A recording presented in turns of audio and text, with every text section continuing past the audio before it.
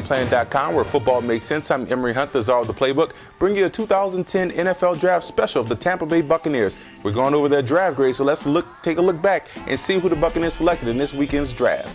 The Tampa Bay Buccaneers came to this draft with a lot of needs, a lot of holes on that football team, especially on the defensive side of the football. Now, what I liked is the fact that they struck pewter with picks 1 through 4. You look at these picks: Gerald McCoy, defensive tackle out of Oklahoma, dynamite playmaker, some argue to be the best D tackle on the board. Brian Price, a guy with sap-like quickness out of UCLA, 6'1", 305.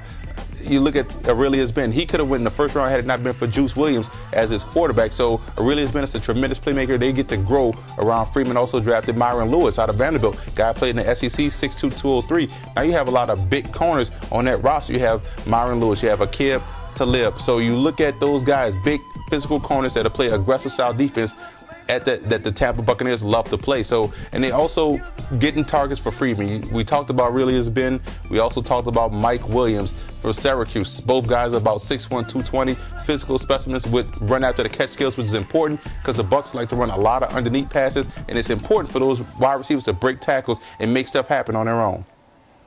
Our key pick in this draft, we already talked about the top three: McCoy, Price, and Ben. Those three guys are going to be the cornerstone of this youth movement that they're making in Tampa. Those two D tackles, when the Bucs were dominant, they had Booger McFarland and Warren Sapp. Here's the 2010 version that McCoy and Price, they're going to do wonders for that Bucs team. A couple of undrafted free agents that have a real shot to surprise. You look at linebacker Rico McCoy. It's a weak spot for the Buccaneers. Rico McCoy was a tremendous playmaker for Tennessee, a guy that made a lot of tackles, a lot of production out of him. Also, you look at guard Sergio, a guy that can come in and help along that offensive line at any position. He's a tremendous playmaker. I had him with a 5th round grade. He went undrafted, but they are getting a steal in Sergio out of Virginia Tech.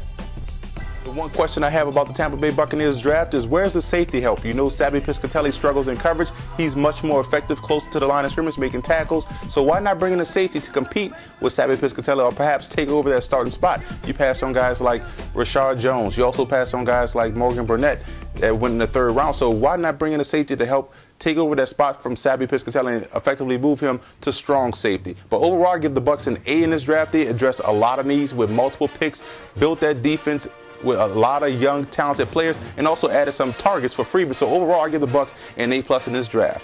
For more NFL draft grades, visit footballgameplan.com/draft or visit our YouTube channel at youtube.com/footballgameplan.